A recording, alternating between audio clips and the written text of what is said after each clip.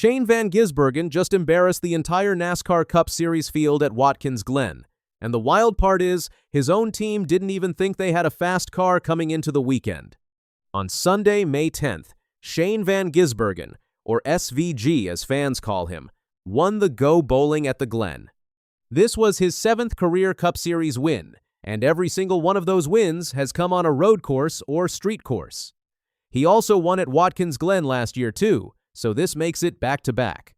Oh, and it was his very first win driving the number 97 car for Trackhouse Racing, plus the team's first win of the entire 2026 season.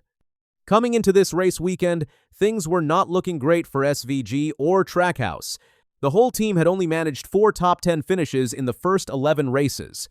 SVG himself was sitting 19th in the points. Just last week at Texas, he said it straight up.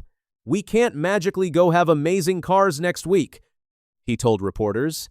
"We're not going to magically show up at Watkins Glen and have the best cars. We need to definitely get better." But here's the fun part. Saturday was his 37th birthday, and his buddies were giving him grief about getting too old. Then he went out and won the pole position that same day. Not bad for an old guy, huh? On top of that, all 3 Trackhouse cars qualified inside the top 5. Let's get into how the race actually played out. SVG took the green flag from pole and drove away from the field right away. Most of the leaders, including SVG, hit pit road early to set up better track position later. That handed stage 1 to his teammate Ross Chastain, who stayed out. There was some drama too, when Spire teammates Daniel Suarez and Carson Hocevar rubbed doors. Hocevar got on the radio and basically told his team Daniel can go F himself, and said he'd never let him go again. Tense stuff between teammates. Then came stage 2, and the weirdest moment of the whole day. On lap 40, a huge tent from the campground got picked up by the wind and landed smack in the middle of the track. The caution flag flew, and pit strategies got flipped upside down. SVG pitted from the lead, but 6 cars stayed out to grab track position. On the restart, things went wild. Riley Herbst spun in turn 1. Then William Byron, who was making his 300th career Cup start, got spun in the bus stop chicane. Ryan Blaney slammed right into him, and both cars got messed up. Byron broke a toe link and lost 4 laps. Not the way you want to celebrate start number 300. After all that chaos, SVG charged from 7th to 1st in just 2 laps and grabbed the stage 2 win. The guy makes it look way too easy. Now here's where things got really interesting. On lap 60, Joey Logano lost a left front tire. The caution came out, and SVG and Tyler Reddick decided to stay on the track while most of the field pitted. That set up the moment everyone is going to remember. A caution, with 39 laps to go, put SVG and his crew chief Stephen Doran in a tough spot. They could stay out and hope to make it on fuel, but they'd be sitting ducks for guys with fresh tires chasing them down. Or they could pit and try to make up almost 30 seconds in 18 laps. SVG built up about a 6-second lead, then dove down pit road on lap 76 with 24 laps to go. He came out 22nd, almost 30 seconds, behind leader Ty Gibbs and his Trackhouse teammate Connor Zilisch, who were now in the top 2 spots. SVG admitted later he was a little nervous.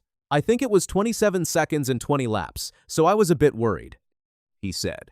Then their tires weren't going to get any newer, I guess. Once they fell off into the 75s and 76s, it was a pretty cool feeling. And boy, did things start moving fast.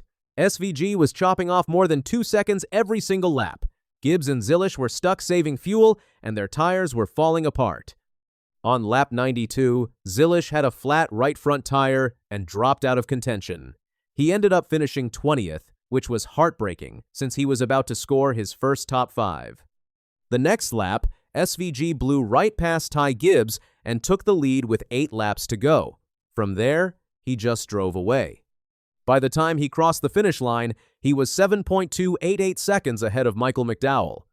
His crew chief Stephen Doran explained the bold call by saying, "He's made it pretty clear, especially at these tracks, he likes to be on offense. So we put him there and just let him go do his thing." When the dust settled, SVG had led 74 of the 100 laps.